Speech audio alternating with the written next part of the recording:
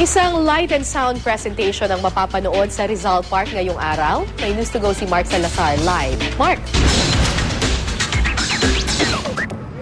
Kara, maliban sa merry ang Christmas nyo, bakit hindi nyo gawing meaningful din ang Christmas nyo at ng inyong pamilya sa pamamagitan ng pagpunta nyo rito sa Rizal Park? Dahil simula ngayong araw na ito hanggang December 30 ay libre yung lights and sounds presentation ng 8 eksena sa huling 4 na araw sa buhay ni Gat Jose Rizal bago siya barilin sa Nooy Bagong Bayan at ngayon ay Luneta. Ako nga lang medyo kasi ngayon araw kaya wala ka makikitang lights and sounds, pero paggabi you can imagine napakaganda raw ng presentasyon na yan. At sa aking pag-ikot lang meron na akong mga natutunan na isa sa pinakamalalapit sa puso pala ni Rizal na tumistigo sa pag-execute sa kanyang asong si Usman. At yung palang unang hanay ng mga babaril sa kanyang mga kapwa niya Pilipino na pinwersa ng mga Kastilang sundalo na siyang bumaril kay Rizal, at kung hindi sila magpapaputok ay sila ang babarilin nung second row ng mga Kastilang sundalo naman.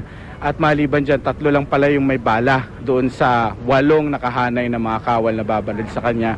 At nung araw pala, December 30, 116 years ago, Kara, ay normal ang pulso ni Rizal sa umagang siya ay babarilin na rito sa Bagong Bayan facing the Manila Bay.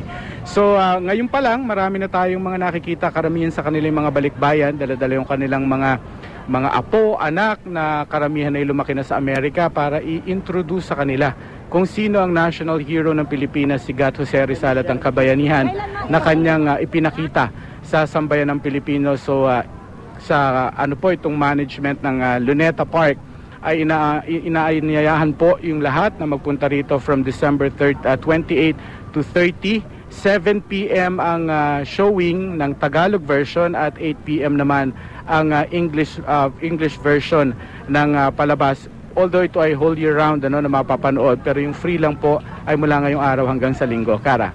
Maraming salamat, Mark Salazar.